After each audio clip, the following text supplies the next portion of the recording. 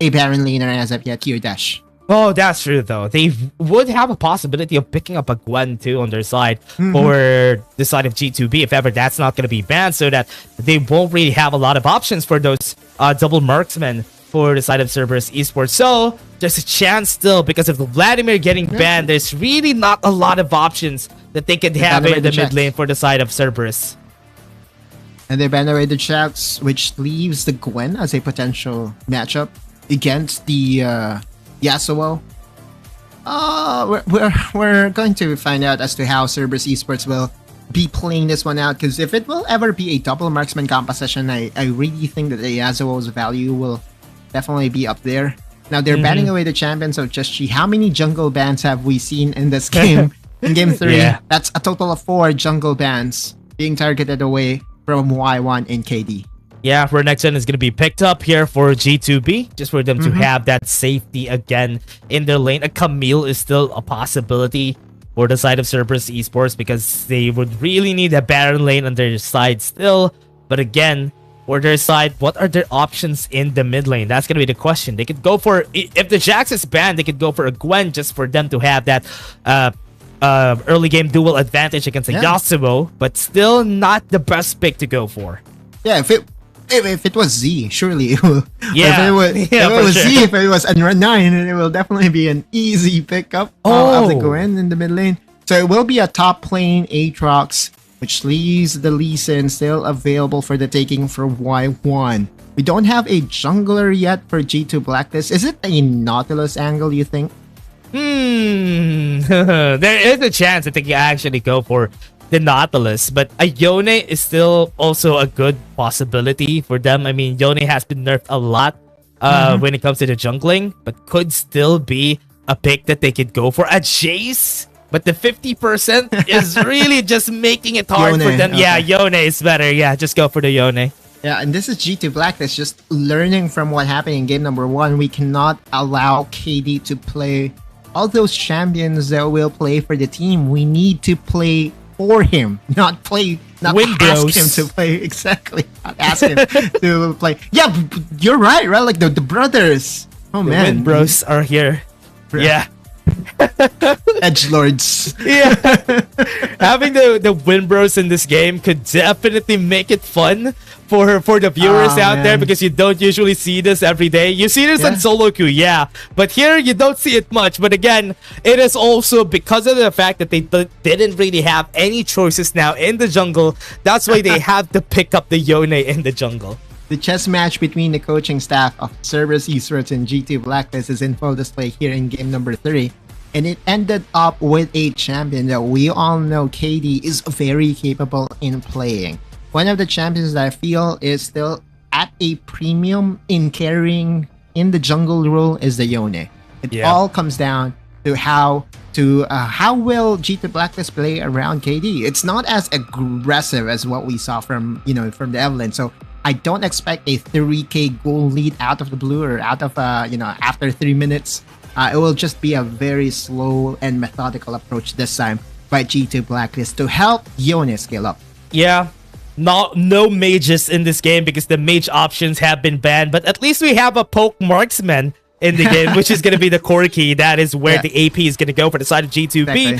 But again, Cerberus Esports doesn't have that option in their side, so they would need to really get that early game in their favor. Yeah, and now the answer by Cerberus Esports, by the way, to the Yasuo pickup in the mid lane is another melee champion, the Camille, which we have seen fair, good amount of time. Whenever a Yasuo gets picked up, this is also an option that you can consider. Just the fact that you have the Exec Ultimatum is a very good thing to have. The early stages of the game. Now, Aaron, by the way, is still running the, I would say, the defensive Yasuo, going for the grasp instead of the all-in damage potential of the Conqueror Yasuo. But it's kind of expected though, right? Like, especially in competitive, that you need all the defenses and all the stacking component available to you. Yeah, and a very big difference from this game though. They're going to be starting to fight Ultra Shock Lasers, not going to hit. But again, back to my point, what I was saying was, big difference from this game is that KD is not going to go for for the invade because he's playing a Yasuo against a Lee Sin, or rather a Yone against a Lee Sin, so that's not gonna be possible here. Exactly, right? Like this is definitely be at a a different play style altogether for G2 Blacklist. They're not going to play the early game strategy of trying to win the lane, win the game, and go for the early game invades. It's all about protecting your carry, protecting your king. And KD, when allowed to have all the resources come mid game, come late game, it will be a very scary sight. Ooh. Yeah, goes in, body slam, cancels the dash coming in from Akeno. So that is G2B again, just playing it slow compared to the last game. I know, but that's one of the best interactions that we have in the game, canceling out the audacious charge. Oh, KD. This is what we're saying, though. KD is going to have a problem here. Great spike coming from Y1. First blood for the side of Cerberus. Yeah, this is definitely the time for Y1 to show what he is made of and returning the favor against KD. Yeah, goes in for the fight. Y1 can still take this for free, and that's going to be that. They were able to take it for themselves. Y1's going to be able to flash away, and that's going to be perfect. They were able to get it, but Golden Kite's still going to get the kill for their side. Though BMM is going to be going for the answer. Draw does have the body slam. KD is going to try to get the kills. Knock us on too. And BMM is going to be the next target here. At least they got more than they needed for the side of G2B. G2 Blacklist Golden Kite getting that triple kill was clutch. Getting the double buff was what he needed to get that blue and slow available for himself. Let's look at that replay once again, right? Like this is a level 5 Y1 Lee Sin, and you look at the play here by Aaron. That's so quick. That's a very quick set of thinking, right? Like he wanted to make sure that the Sonic Wave won't be able to save him, flashing himself into the danger of the knockup coming in from Akeno, but it allowed Golden Kite to get all those kills in return, and in the end G2 Blacklist was on the positive side of things, getting 4 kills to 2. Y1 tried to go for the invade, but was not successful. Knockup Fate Seal's not going to hit. Taku was able to flash away, but now he's going to be chasing down Carl. Carl, look at the Darkened Blade's going to hit for 2, but it is not enough to go for the execute. Y1's going to be here. Sonic Wave's not going to hit. Yeah, and now G2 Blacklist did dodge a bullet on the top side. I thought for a second that Taku was being very aggressive against a Renekton that is full rage. You don't really want to chase him down. But the fact that Y1 and company was actually there to provide backup means that G2 Blacklist did go for the wiser play, and that is to back away. But yeah, we're looking at the state of the game. So far, Y1 is enjoying a good lead against KD, which is kind of expected because this is a Lee Sin, an early game focused champion against a Yone late game. Yeah. First 5 minutes is where this composition is going to shine for the side of Cerberus. They would need that Lee Sin to make those plays in order for him to accelerate all the carries that they have in the squad of Cerberus. But now G2B, with them, they would really need to hold on to what Carl could do for the team so that they would be able to secure whatever Cerberus is not going to take. Exactly, because on the top side, that is the only thing that I believe that G2 Blacklist needs to work on. In the mid lane, you have Golden Kite that is so ahead of tempo. So, regardless of who is to face Golden Kite, it's definitely going to favor Golden Kite. And you look at Genza, easily transitioning on towards the top side and being allowed breathing space right here, right now, because he cannot face against Golden Kite, especially with the advantage that he was able to get. Yeah. Right now, what they can do here, secure the top side of the map, go in for the Rift Herald. Still have some vision at the bottom side of the map, though. Lightning Crash is going to be used. Exhaust from Aaron is going to go in. Damage not going to be enough. Aaron's going to survive, but they won't be able to contest this because Aaron's out of the picture. Yeah, Draw is here to provide backup, just to make sure the tower on the top side will be defended. Might be a bit too late, though, KD. It's gonna go for the Fate Sealed here for sure. Bit too late. Body Slam's gonna be used. Aaron went in with the last breath. They're gonna go for the fight. That's gonna be a kill. And that is one down for their side. Though G2B is not gonna be able to get more than they can chew. But Golden Guy's gonna go to the backline, chase down Akeno, and he's gonna take one. But for the shutdown, Golden, I'm not sure if that's Genza. Yeah, okay, so one thing that really confused me there was the Umbral chains connecting on towards the Corki, and that was the perfect opportunity for the package to be used. He used it so late and ended up with him gifting the shutdown gold over to the worst possible champion to gift it to. Yeah. That's Genza. So that's definitely a very big blunder that I know for a fact that Golden Kite wants to revisit. Yeah. And because of that kill, though, they weren't able to get the Ice Drake after the fact that they got their referral on the side of Cerberus Esports. So G2B wasn't able to find anything in the fight except for giving the other team the shutdown goal that Genza pretty much needed. So now Referral could be threatened in the mid lane before they take this Ice Drake. Exactly, and you're looking at a sizable goal lead. The advantage of Cerberus Esports, they're really capitalizing on the early game advantage this Lee Sin does possess right now. G2 Blacklist trying to go and damage control by getting the dragon. Yeah, it's a good thing that they were able to take it, and Cerberus Esports didn't really had any chances there. Body slam, and with that explosive cast, Akeno's gonna be dead here, but that mid lane turret is the sacrifice. Yeah, it's this is what we were saying, right? Like there are times in where Akeno is being caught out of possession, and that was G2 Blacklist capitalizing on that mistake. Now Y1 getting targeted here by KD, level 8 to level 9, and KD is still feeling confident in this matchup. Yeah, we lost one member though. Now, with the body slam and the knockup straight The seal together Windrose. with it, that combo is enough to get the kill in Y1. That's a Project L moment, everybody. That was not supposed to be in this game, guys. He was not able to move, but again, gonna go for the exit ultimatum. KD's gonna be the target, and with that, he's still surviving for so long. Was able to flash away. Genza is gonna be chasing him down. They have to slow onto the side, but G2B still is surviving for so long. KD is gonna die on the other side, though, but Taku is not gonna get anything out of that. Yeah, it's that team fight was super long, right? Like they overstayed their welcome here over on the red quadrant of the jungle of Cerberus Esports. Let's look at that replay once again. This is what we were saying, right? A Project L moment, starting with draw, going all in. That's 2 ultimates, 1 flash burnt, just to take, just to get one. And I thought for a second that G2 Blacklist had this in the bag already, but Cerberus Esports is still here to challenge. Or meanwhile, yeah, still gonna go for the kick. One great kick. Aaron is gonna be next. He's trying to run away. He's not gonna go anywhere except to the hands of Genza. 4.5k in the lead is Cerberus Esports, and again, G2 Blacklist, although they're making plays, it's clear that they're on the back foot. Y1 still trying to invade the jungle of G2 Blacklist. This is the way to do it against a Yone pickup, and so far, so good for CES. Very different from the last games. We have seen Cerberus Esports now taking the lead because of the Lee Sin pick. This 5k gold lead is pretty much what they need when they're fighting against a composition that has 2 carries on their side. So G2B is, or rather, Cerberus Esports is on the right track. They are accelerated, in fact, right? Like you're seeing gold lead all across the board. 2 items. Even the Aatrox is 2k ahead of Carl, which is kind of surprising. Just being allowed to get those 4 assists was definitely a very good thing to have. This Yasuo pick up by G2 Blacklist not really panning out so far, and this is the risk that is involved with having the Yasuo get picked at their first rotation, right? Yeah, now KD is going to be trying to get this kill. 4 members right there down. Y1 goes in for the kick, but it's not enough to save his teammate. A bit too late to the party. Genza. Here comes now Taku. looking at Carl. He might be afraid here. He needs to splash away, and now he has enough space onto the other side. Though they got the kill coming in from Taku. They're going to go for more. KD is going to be their next target. Genza, a bit too confident right here. Not going to be able to get the chase down on their side, but they still got the kill. Ooh, that was too close. And it ended up as a 2-for-1. Another net positive moment for Cerberus Esports. Yeah, sure, G2 Blacklist was able to get ahead of Akeno, but that is just the support. That is just the tank.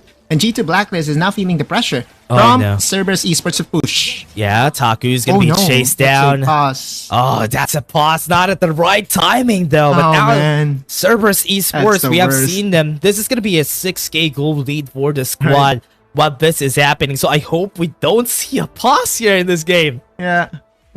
Oh okay, no, we actually chances for Genza to shine. It was also because KD was the one who had the problem too. That's why they weren't able to follow through in that kill. But again, really good for Cerberus Esports that they were able to survive that. Wow, a 7k goal lead at 10 minutes. If you are G2 Blacklist, what will be your win condition? A 0-10? Power spike for the Yasuo is a myth, but we are kind of near that. 0-3. But, if it doesn't get any more kills in the next 5 minutes, I think we're gonna head there.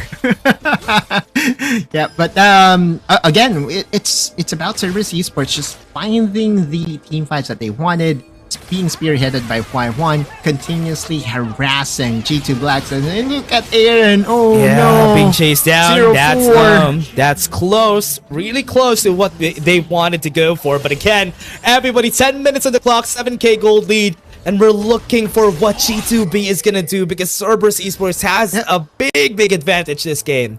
And they're going for a trade, right? On the top side, sending multiple members to try to respond to this Mountain Dragon takedown. And G2 Blacklist, yes, will be able to finally break down the tower on the top sub. But you're seeing the state of the wave here in the mid lane. I feel that it will still be a 1-for-1 tower count, right? Cerberus Esports has the... Okay. All right, good defense by G2 Blacklist, but yeah, it's a massive lead overall still for CES. Yeah, it's a good start for G2B to be able to take down tower on top side. That's going to be the first tower that they have taken down. But Cerberus Esports, with this dragon, they were able to get themselves a bit of an advantage. We're not going to see a soul for Cerberus Esports. But again, an objective is still an objective for the side. So G2B is just looking for any gold that they can take against Cerberus. And the Keno is still being targeted down over again by G2 Blacklist. That's already 5 deaths on a Keno, which we kind of documented, right? Like there's something about a Keno that he gets caught out of position most of the time. By the way, Cerberus Esports has an open door here in the mid lane, and they're taking down a tower. It's a 1-for-1. But yeah, like if Cerberus Esports will be able to clean up a Keno's overextensions, I really don't see G2 Blacklist coming back into this game.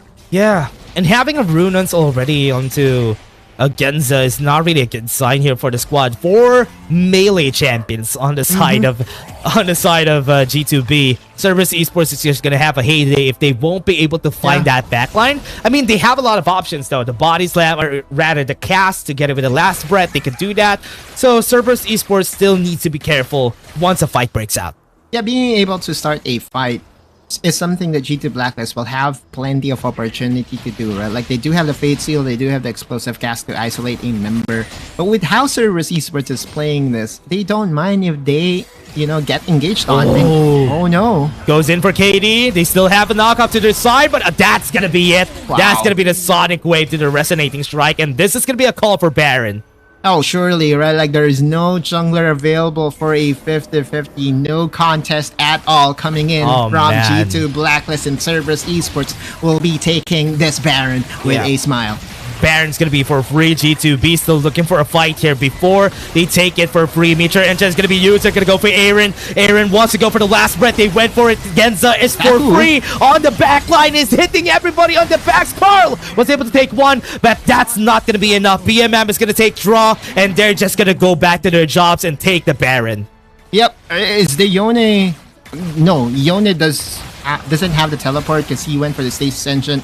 And Cerberus Esports, with a delay, is still going to get the Baron here. And at 14 minutes, this should be it, right? Like, this is almost close to insurmountable. The desperation play coming in. Aaron getting caught out of position. The Hextech ultimatum there. And they even tried to focus down Taku, which still wasn't enough. Although in the end, he ended up dying. Carl did take a long time to take down Taku. Yeah. This is the story of game number 3, right? Like, Cerberus Esports, yeah, sure, the kill count isn't that far off. 14 kills to 11 kills, but it doesn't matter because the objectives are being won by Cerberus Esports. The quick silver, the mini...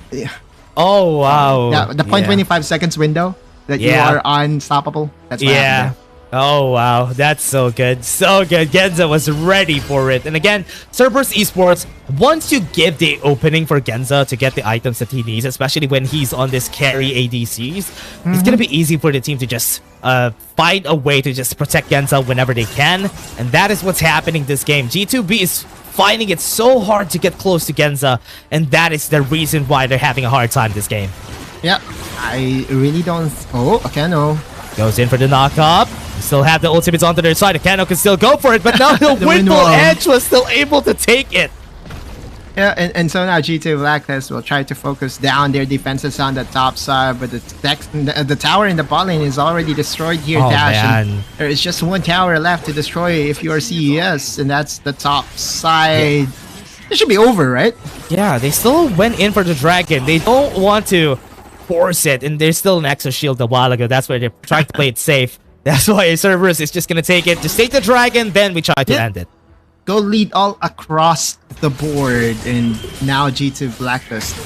This is definitely not the game that they wanted to have in game number 3. Although with the way the draft was presented, it kind of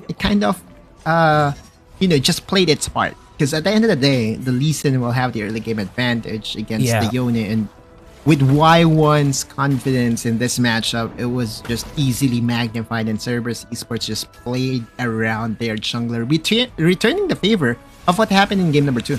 Yeah, it could definitely tell you what a Cerberus really wants here for the series. They don't want to get the early game for G2B, because with what is happening, when the early game was given to the hands of Cerberus Esports, look at what happened. It was chaos for G2B. Yes, they're getting kills here and there, but Cerberus Esports were so good at doing the macro. That's why they were able to slow down G2B's power spikes onto their side. Explosive cast goes into the bot side. Genza is going to be the target. Face Shield is not going to work out. They knock off onto Churi, and they're going to go for more. Cerberus Esports is just slowly crunching down on the numbers right here on the side of G2B. They got some kills onto the backline. Arrow's able to survive. They got some kills for their name, and they still don't have enough. Genza's going to fall down, but G2B was able to turn it around. Nobody died in the process. They got the tower top side, but Y1 is gonna be killed here. No, he's not. G2B still won that fight.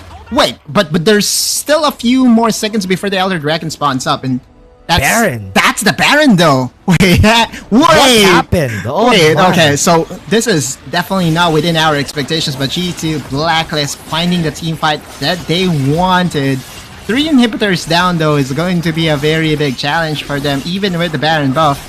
But this is definitely something that would at least put some hopes and dreams to the G2B hopeful. Yeah, G2B still not done. This 5k gold lead is not going to matter anymore at 7 minutes. So Cerberus Esports, yes, they have advantage. They need to make sure that Y1, yes, Y1 is now down in the dumps. Even if he has so much items, he's not going to be able to make things work as what happened during the early game.